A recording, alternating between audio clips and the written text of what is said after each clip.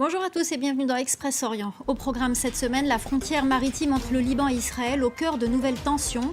L'arrivée dimanche dans cette zone disputée d'une unité flottante destinée à commencer à produire du gaz pour l'État hébreu a provoqué la colère de Beyrouth. Les détails dans un instant. Nous irons également en Irak où un sexagénaire britannique a été condamné à 15 ans de prison ferme pour avoir tenté de voler des antiquités et de les sortir du pays. Enfin, nous vous dresserons le portrait de femmes saoudiennes qui ont décidé de devenir mécaniciennes. Le torchon brûle de nouveau entre le Liban et Israël et au cœur de ces tensions, la frontière maritime entre les deux pays. Dimanche, une unité flottante s'est postée dans cette zone contestée avec pour objectif de commencer à produire du gaz pour l'État hébreu. Cette zone maritime que les deux pays se disputent est hautement stratégique en raison des ressources en hydrocarbures offshore qu'elle renferme. En Israël, la coalition menée par le Premier ministre Naftali Bennett a subi un camouflet.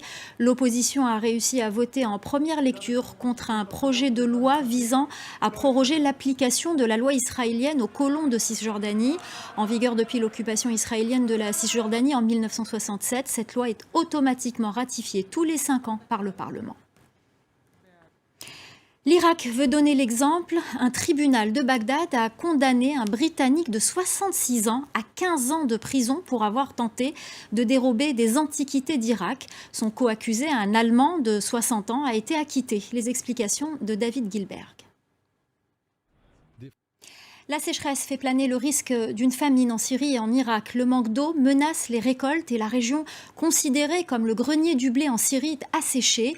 Il ne reste plus que des champs arides à perte de vue. Reportage de nos confrères de France Télévisions.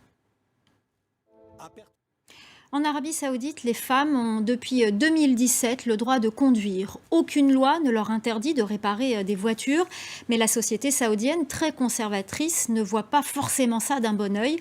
Pourtant, à Jeddah, des femmes ont décidé d'exercer ce métier de mécano. Voilà, c'est la fin d'Express Orient. Restez avec nous, l'info continue sur France 24.